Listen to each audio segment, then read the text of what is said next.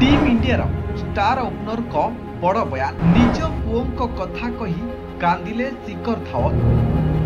छाड़पत्र पर 2.5 वर्ष हेब पुओ को मु देखिनी। धवन कहते सबुथिरु मते ब्लॉक कर दिया जायछि।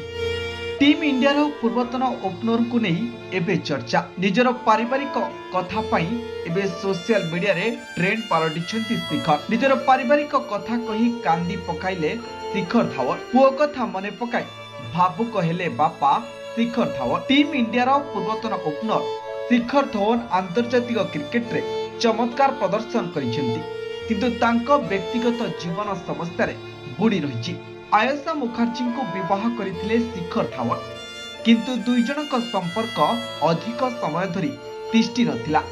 सेप्टेम्बर 2021 रे आयशा मुखर्जी को शिखर धवन छाड़पत्र नेबा पई निष्पत्ति नैथिले।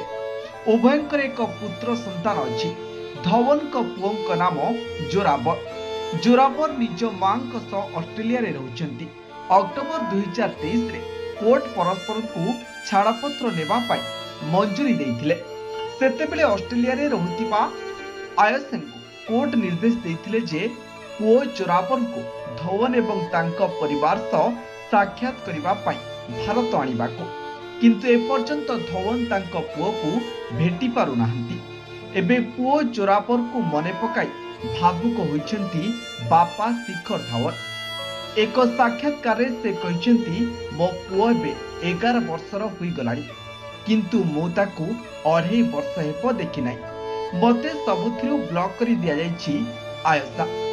तेणु पुओ को भर्चुआली मध्य देखि पारोनी, जहा पाई मन दुख रे थिबा बापा तांको भावना दर्शाइछंती। ब्यूरो रिपोर्ट, चर्चा न्यूज।